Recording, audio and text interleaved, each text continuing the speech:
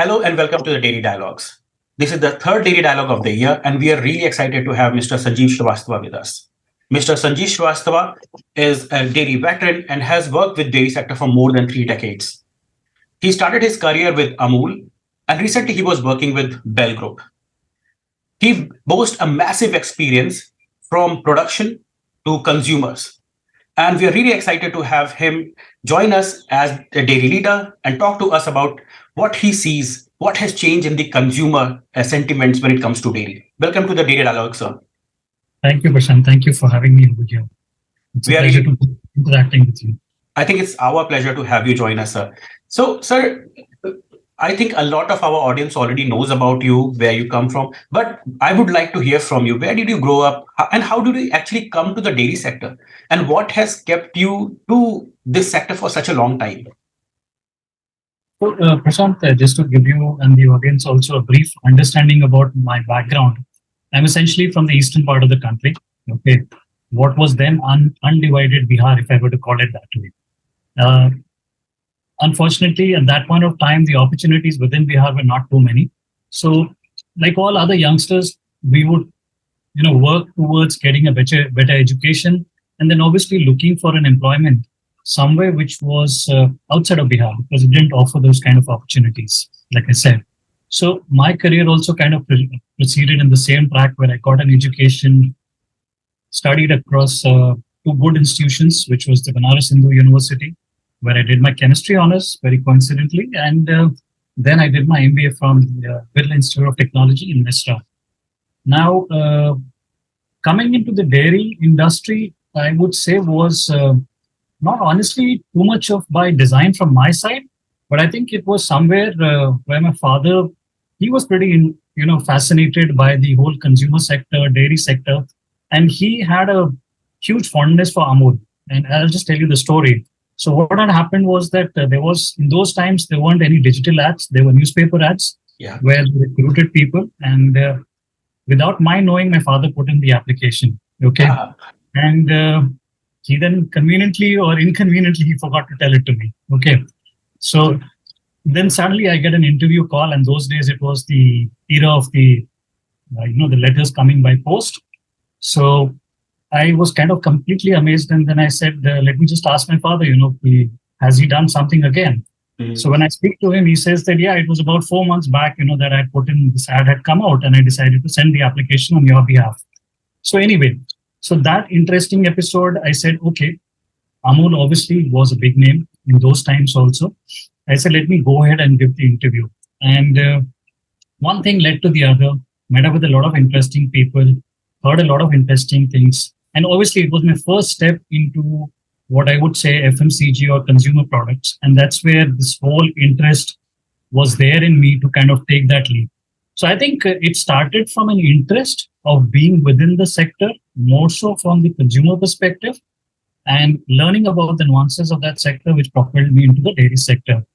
But then, one thing leads to the other, Prashant. And what happened was that Amul gave a lot of opportunities for me. Okay. And I would say more from a learning perspective, because I was a complete novice. I didn't know anything about the consumer segment. And it offered me opportunity after opportunity to learn something new and, kind of keep that within myself. So I think that whole 8 or 9 years which I spent over there in my formative career, I think that's kind of played a very, very important role. Mhm. And then, yes, I did move around the consumer sector, but then I would say dairy has been almost 50% of my working career. So I worked with a homegrown company called Umang Dairies also, and then very recently with a multinational company like Bell, which was introducing their cheese brand within the country, and I kind of helped them set up the entire route to market. So yes, the first love I would say within the consumer space has been the dairy thing. And there's another aspect also, and I think once any individual is working within the dairy sector, he or she will realize that you don't have one product essentially across the entire spectrum. You have multiple products, each having a completely different route to market. Yeah. So the product's nuances also dictate what should be the route to market. How should you take it to the consumer, target it to them, and make them, confident about the product to consume it. So it's like a multiple set of words within this whole category. And that's why I think my love will always continue to be the dairy space for the foreseeable future, Prashant. Yeah, very interesting. So, sir, like now we have spent more than like 3 decades in the consumer side of the like be it dairy and be it FMCG sector. And when I think of a person who knows best about the consumer side, you are the first. You are my go-to person. So now, like just imagine, like I'm very keen to understand when you started your journey with Amul and while you were working with Bell Group, what has essentially changed with the consumers? What do you see? Like what kind of a marketing? How has marketing landscape changed, and how has consumers changed? I think before we come on to the consumer side, it's important to talk about the manufacturer side. Okay, Okay. Yeah. so look at two entities on the opposite sides of the spectrum. One is the manufacturer, the other is the consumer. Yeah. The manufacturer makes the product, the consumer consumes it. Very simply put. Now, the challenge in those times, or I would say probably 3 decades back, was the simple fact that the infrastructure within the company, within the country, I'm sorry, was not to the best. So simple things like the road infrastructure. If you look at end of the day, improvement of infrastructure within the country has led to the speeding up of practically every category. Yeah. You're able to kind of reach out with ease. So I think that's been one big enabling factor, which has helped in the growth of the dairy sector also. And obviously, there's another side on the infrastructure which I'd just like to comment on is this whole cold chain space. Yeah. While it's extremely important and it has developed, I think the coming years will see a much, much better development, given the fact that more cold chain products will come in other than dairy products also. Yeah. So I would say that's more from a enablement perspective. The other aspect is that, this whole aspect of the internet today. Today, the internet is democratizing information. Yeah. What you know, I can also know. And with consumers having information at their fingertips, awareness of one's requirements has also increased. Okay, this is leading to the introduction and broad basing of new categories within the dairy industry. As I see, with a lot of value-added products, like cheese and yogurt, growing at a much faster pace than the overall dairy category. Okay, it's on a small base. I agree on that. But then it's showing faster acceptance, compared to the basic dairy product, which I can categorize as milk. So digitalization is helping all of these brands. They're being able to reach out, to specific cohorts with similar need states in a very, very targeted manner. And who knows, in the future, you may even see personalization of offerings, even within the dairy category. So that could be the ultimate thing. But let's see how that evolves. So I would say there's a huge change which has happened. So when we look at it from a year basis, it may not seem like dramatic, but when you look at it across the decades, there is a huge shift. And I think that's going to work as a positive for the good of the category itself. Yeah, I think like you have presented a very subtle nuance because one thing is like, okay, digitalization is there and it is democratizing the whole information flow. So one thing that I recognize, because like I also come from Eastern UP. So I come from Eastern Uttar Pradesh, but as like most of the middle class families would have, my father also went out for his job, and then that's how we started living in a city. In those days, like let's talk about late 90s or early 2000s. People living in the cities were far more well informed as compared to the people in the villages. Yeah, so like I would find a certain difference between like what I knew, what I was aspiring to be, or what I was aspiring to eat, versus what was being aspired in the villages. But with this visibility and access to internet, now I see there's no difference between the villages and the cities. I was recently in my village and I was amazed to see it was not Domino's, but some pizza being delivered in the villages. So of course, and when pizza is being delivered, you're actually consuming some form of dairy or some form of cheese. So this is massive shift from like what we actually saw in the adults. So very, very, very, very valuable points. So now let's talk about market. We have talked about the market. We have also talked that like democratizing this stage has actually helped consumer to gain more access to and be more aware. So what now we are talking about, like now there are multiple factors that can influence a consumer. So what do you think? What are the key factors that are influencing the consumer as of now, and consumer preferences as of now? So, like I said earlier, Prashant, awareness is one big enabler. Mm. Okay. And thanks to the proliferation of information, Mm. it is helping shape consumers' Mm. preferences. Yeah. Okay. Now, dairy products, it's a given, and Mm. this somehow ingrained in us right from the very beginning of the childhood that they're a source of nutrition and health over the decades. Mm. And this has driven a lot of positive perception around all categories which are associated with dairy products, not just Yeah. milk. We may have grown up with just having milk, but today's generation, if you look at it, they're consuming dairy, like you said, pizza has some form of dairy. The cheese is there. It's a dairy product. So the other thing is obviously the socioeconomic conditions have been improving in the country, okay, and more so in the recent couple of decades, leading to this whole willingness from the consumer side, to try out first, I believe, and pay for new products. Mm. Okay. Now, another important enabling factor, or influencing factor has been this whole retail ecosystem. Uh, and maybe I'm talking a little bit more about it because I've been connected with the retail ecosystem for a very long time.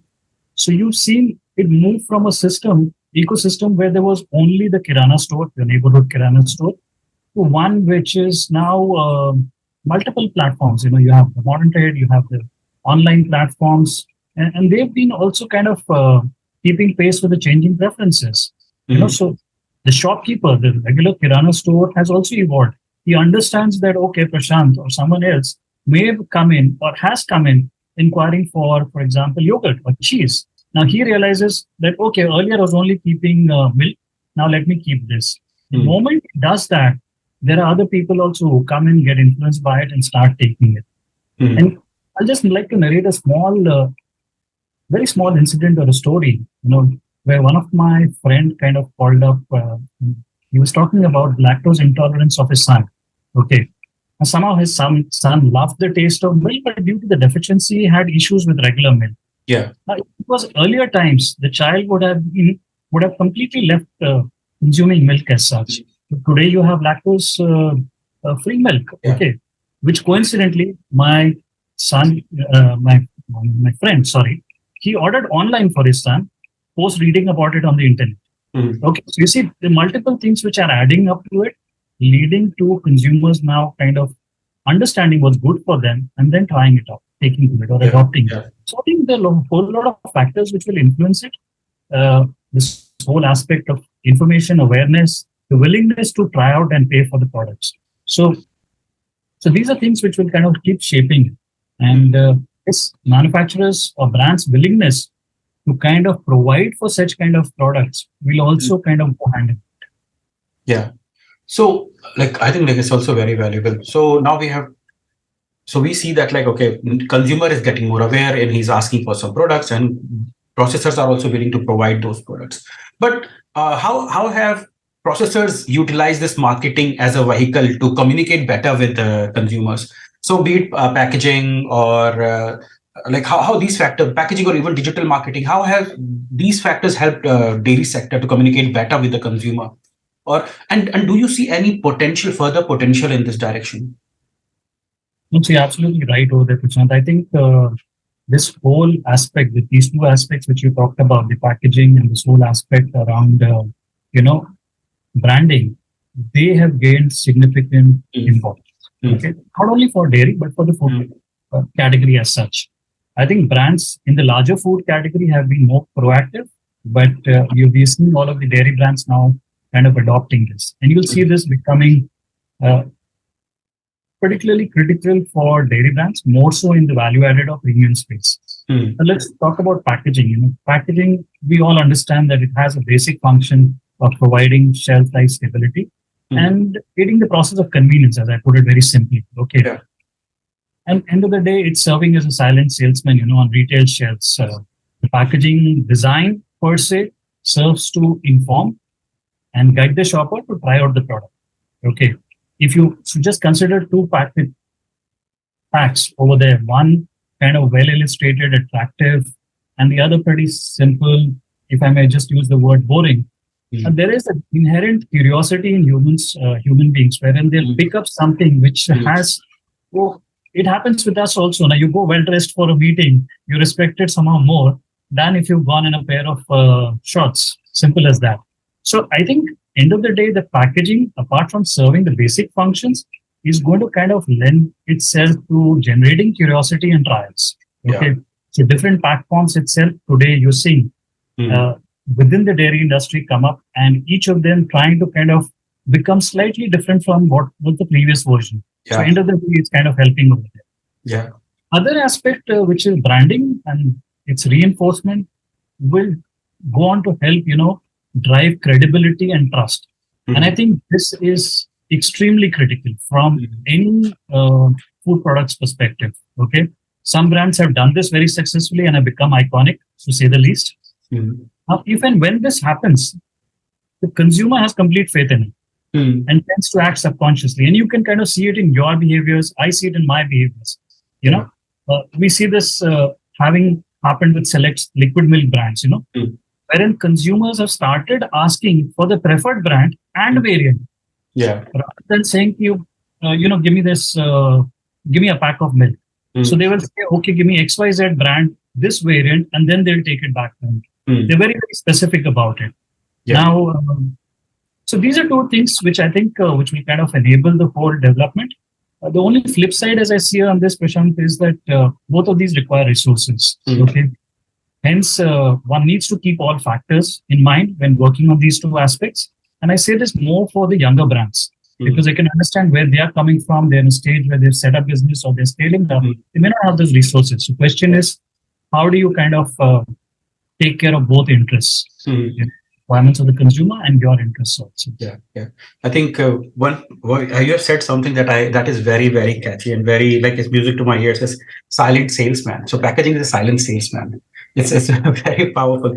One thing, when I was starting my career, so when I was starting my career in dairy sector, it was in 2011 or 12. I had an opportunity to go to Punjab for a market survey. And we went to a school, some DAV public school in, not a very fancy school, but a sizable school in Punjab. And we were interacting with kids from the junior school. Then we went to the canteen where they were buying, during the lunchtime, where they were buying their snacks and food or whatever. And we realized kids do not care what they're eating. They wanted the shiniest and the biggest pack that was like hanging in the front of the shop. Yes. So that was the first time I actually got this understanding of this nuance that what is the criticality of a packaging, what is the criticality of its color, what was shine, because kids are actually attracted by those things. So very valuable what you said. So one point that you have touched during this, you just now said, like you talked about the young brands. So young brands, I would assume if we don't talk about the brands that are being funded, they have like massive amount of or very good cash flow. Let's talk about the brand which are relatively young and they struggle with the cash flow, but they aspire to become something big, but they also aspire to provide very good quality product to their consumers. So now when you're talking about packaging, it is also resource intensive. It is going to require a lot of finances. So what do you think, how a brand or young company can strike a balance in this? I think, Prashant, see, end of the day, for any brand, be it a mature brand or a young brand in the food space or specifically the dairy space that we're talking about, when you're looking at it from a consumer perspective, you have to start with an understanding of the consumer. This goes, and this is something that we've all kind of seen, studied, and acted on. So the question is that are we as a brand, and specifically for the new age brands or the younger brands who come on board, have we kind of correctly understood what the consumer is wanting? Okay. And is it something that is not being satisfied by the existing brands? So I would say this whole aspect of studying and understanding the consumer is extremely critical. Except for maybe a few brands amongst the legacy players as well as the new age brands, I still feel that a lot of these brands, they've not understood the first basic step. Okay. And they're not being able to deliver products in a proper manner. Now, in the process, what happens, Prashant, is that you tend to make a product which may not be of a threshold quality, and end of the day, the product features also may not kind of be the best of it. So, and you see this across, spaces. So if you look at the urban markets, go to the rural markets, and you'll see that there are a lot of Me Too products. Yeah. So one brand of dairy milk powder is the same as that. It's supposed to whiten the tea. Yeah. Now there's a difference, at least overtly, in terms of how they can be different. So question is, do you kind of understand what the consumer is actually wanting, and can you create a product? Yeah. Okay. The other aspect which I shared initially also, where probably my interests also still lie, is this whole aspect of the fragility of the product. Yeah. End of the day, the dairy product is a fragile product. Mm. As long as it's within the cold chain space, it can kind of continue to be robust. Now, having this whole route to market, which is robust, is very, very critical. Quite unlike, let's say, an ambient product like a biscuit or a snack, like we talked about. Quite unlike that, which is relatively easier to move. Yeah. Now, we see efforts moving in this direction. But it has to start right from the inception of the product. Yeah. To its final delivery to the end consumer, including the brand communication. You can't just leave that. Yeah. What I've believed and what I still believe, Prashant, is that branded dairy player is and will remain a long-term game. Wherein, a brand will need to focus on various moving parts. What we're talking about is just a limited subset of all the various moving parts. And maybe within a particular geography, get it right before deciding to move on. So I think this whole play has to be very focused. What I see invariably, a lot of brands is that they realize that they have become, they've been gaining consumer acceptance. And then there is this mad rush to, kind of roll it out to multiple cities or multiple geographies. Now, if you've got everything right, then maybe take the next step to the next city or the next geography, but do it in a focused manner. That's what I believe. I think younger brands should keep these aspects in mind, focus on the consumer, look at this whole route to market which you have, and take it step by step.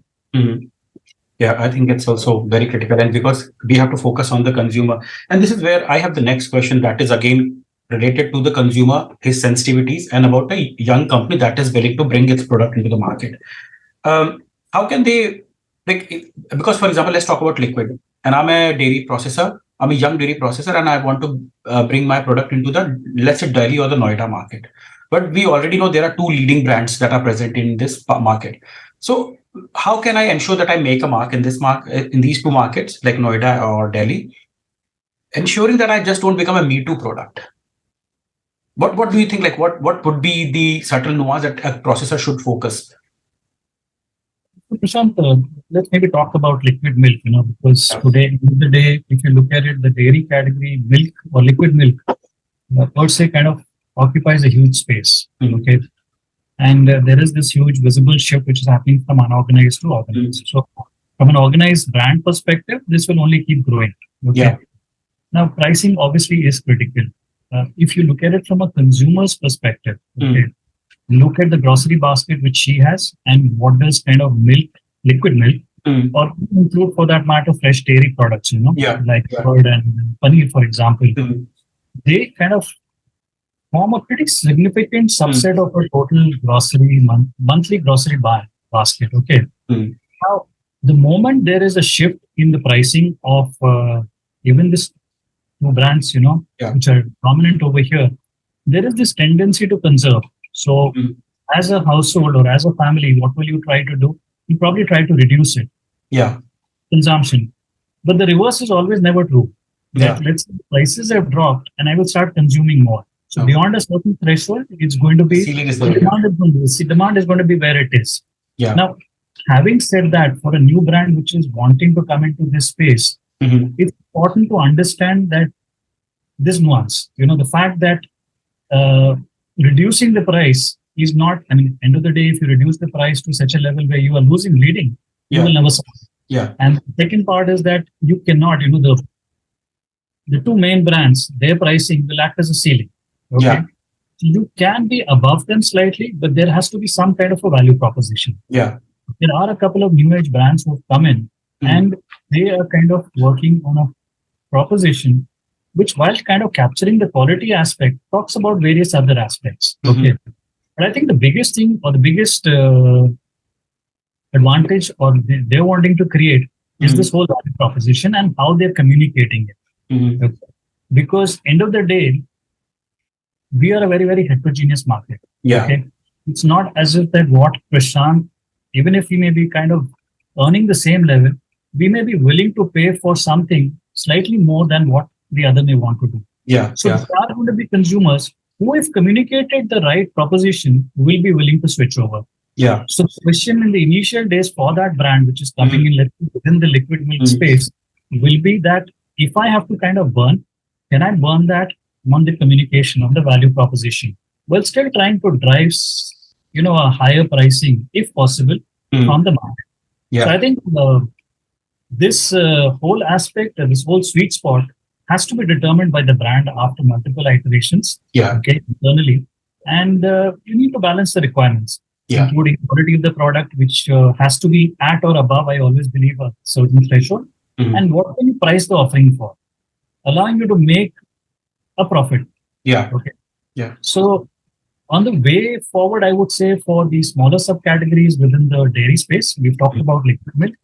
I think they're still at a very, very nascent stage, Mm-hmm. So talk about a cheese or a yogurt, and I'm excluding the likes of ghee over here, for example.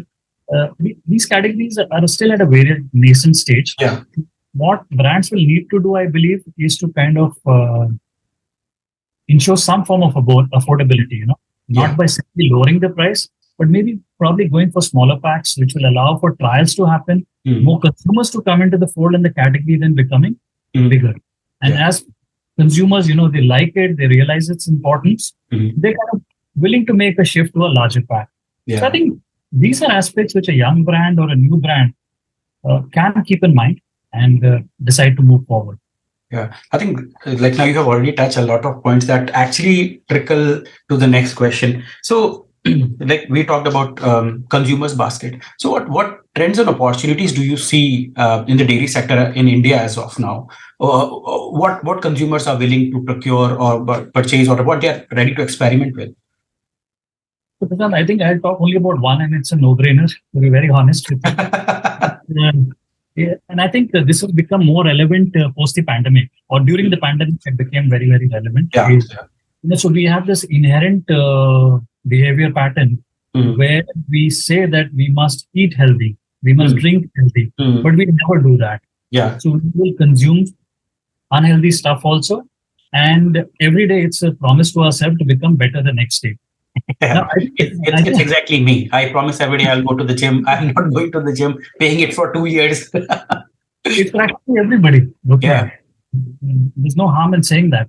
But I think the pandemic, we all went through a certain crisis in terms of our own personal and family's health. Mm. And I think this whole movement, from just thinking to acting is something which the pandemic enabled, at least from a perspective of eating and living healthily. Yeah. Take a shift to dairy products. Yeah. Like we discussed earlier also, dairy, there is this inherent aspect of quality, health, nutrition. Okay. So I believe that dairy is kind of poised to take on this whole space in a much, much better way. Yeah. I think it's now up to brands and manufacturers to step up their game and proposition to the end consumer saying why they are the best. Yeah. We know it's good. Okay. There are enough qualities within milk or dairy products which say that, okay, we are a better product or a better category of products than, let's say, the other categories within the food space. Question is, how do you do that? And I think brands will have to step up their play over here. Yeah, I think this is where I think the question arises: how dairy brands can communicate better with the consumers? Because I see, like even in India, like we are a very pro dairy country, but you have started hearing like very subtle voices or different organizations talking about something about dairy sector, and I think like this is something wrong about the dairy sector. But I think that this is more of a communication problem. I feel that other noises are far they go far far deeper into the consumer strata versus what dairy is able to communicate. Dairy has not been a very good communicator. So how can dairy sector actually become a better communicator? So, Prashant, I think you hit it right on its, hit the nail on the head, basically. So, if you look at it from a dairy sector perspective vis-a-vis the other categories within the food space, there is this inherent problem. We Mm, have been largely one where we are manufacturing, manufacturing and selling. We mm, are not kind of manufacturing and marketing the products. yeah. Okay. So I think this is a huge, huge challenge. There are multiple ways in which dairy brands can go about, kind of talking about it. And yeah, the deep pocketed ones or the larger ones will have multiple platforms to engage with Mm, consumers, tell them about it. I think one place which is slightly marginal, okay, but I think a potentially critical place is the front of pack design. yeah. Front See, of end pack. of the day, we talked about packaging. Okay, you have to package the product to take it to the shelf, okay, to the consumer. So that end of the day, it also has a certain shelf life available, and the Mm, consumer can consume it.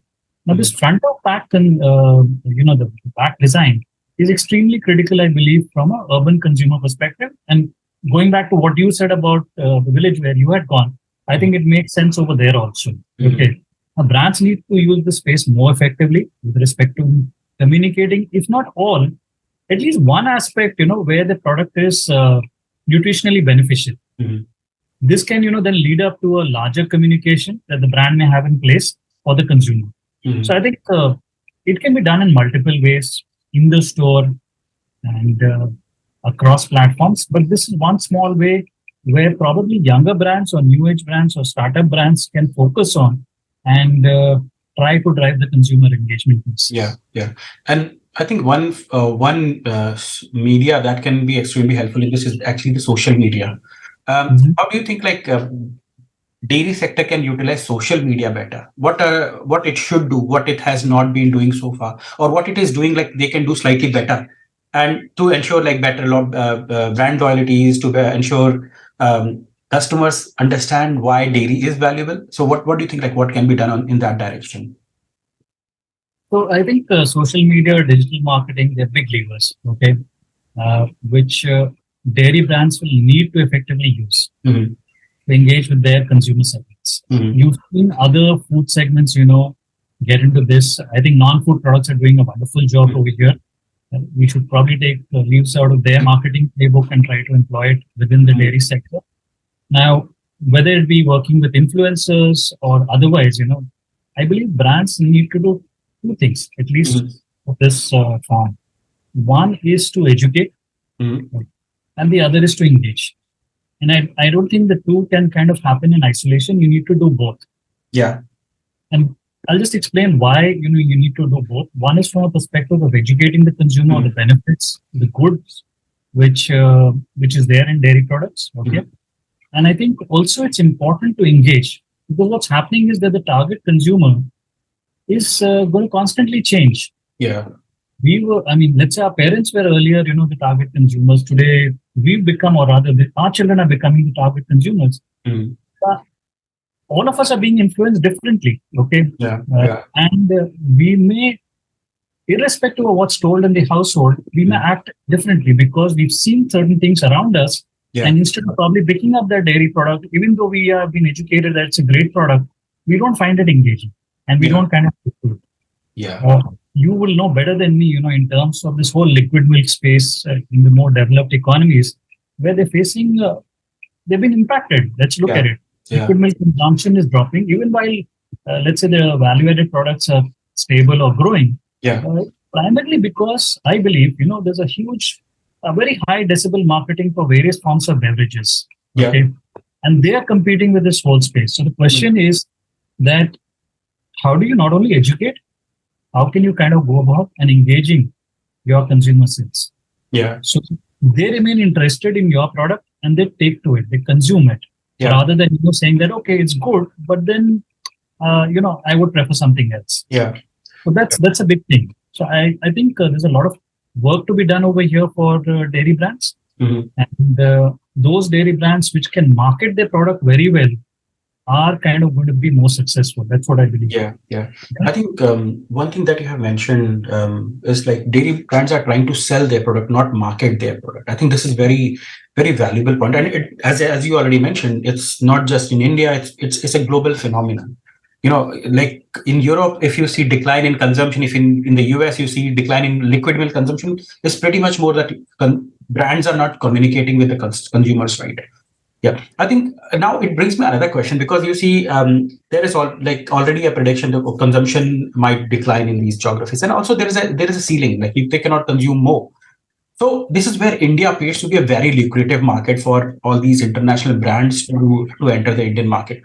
But apart from, let's keep the regulatory side aside, where you have import barriers or something. They find Indian market very daunting. And because it's not the supermarket, you just go to one super stockist and then they will ensure the delivery. It's a kirana store market. And in such a scenario, how these global brands can crack the Indian market and ensure that they are present in the Indian market with a certain degree of authority? No, it's absolutely valid. The points which you're raising. The fact is that it's a lucrative market. It's a completely disaggregated market, if I were to say so. But unlike the West, where you kind of negotiate your terms of trade with one retail chain and then you're there across all their stores. Okay. Yeah. So just one negotiation, one interaction can kind of lead to the brand moving to different stores across the country. Not so over here. I think here there's this huge challenge of kind of building up the whole distribution network from the ground up. Okay, you have to kind of partner with people. Okay, you have to have an ecosystem which kind of enables the movement of goods, let's say from your end to the store's end, and more importantly, you have to give reason or to the buyer. Let's say, be it a regular store, like a chain store, or let's say even a neighborhood grocery store. The simple fact as to why should they kind of keep that product. Mm-hmm. Somewhere you talked about the fact, that dairy products are being sold. Okay. Now you need to kind of provide value to that buyer, because end of the day, he's your customer, as to why should he stock it and how would his life, his economic prosperity improve as a result of keeping your brand. But then, yes, there is this huge challenge of taking it to the market, okay, and building it up. But the good part is a lot of brands are doing it. Okay. They've been able to crack it. They've been able to take the brand to the stores and scale up across it. So one needs to understand the nuances and then build upon it. Okay. So I think dairy brands need not be frightened from a whole market perspective. The regulatory aspects and the other implications are a separate issue. Yeah. But I think like what I hear from you is like, if you're connected to right people, if you have the right strategy, you can crack this market. And but one thing that I think they should also expect, it is not going to be an Western experience where you have just, as you already mentioned, you have one deal and you're in pan India. No, you will have to go step by step, but you have to have the right infrastructure and right people in on board. So I think, like sir, we are already coming to the ceiling of our time, but the interaction has been very interesting. So before we close, I would like to hear from you, like one piece of advice that you would like to give to young brands who are trying to scale up and make a mark in the sector where it is already very crowded with big mega brands.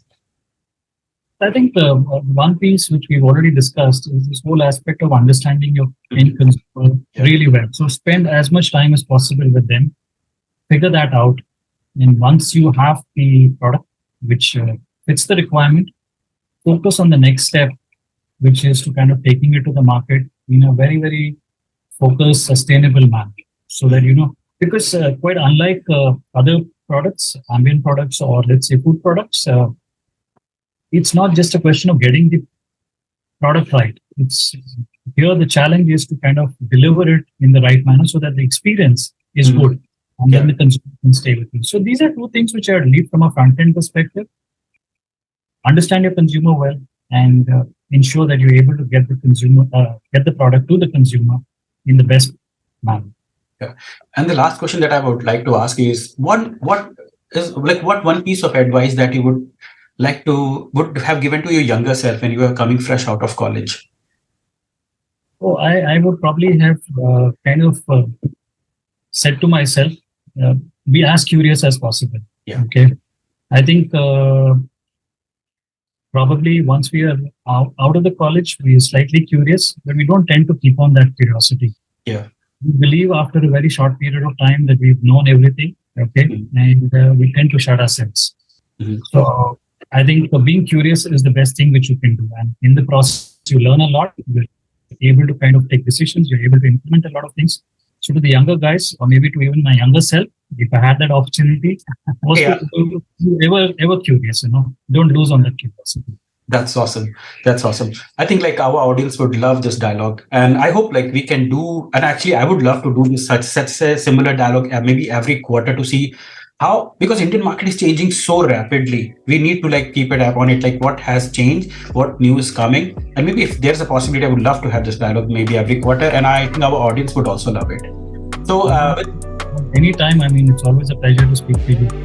It's a pleasure all mine, sir. So with this, I would like to thank you, Sanjeev sir, for your time and joining us for the Dairy Dialogue. And I really hope that like in the coming next quarter, we would actually have this dialogue again. Thanks a lot. Thank you.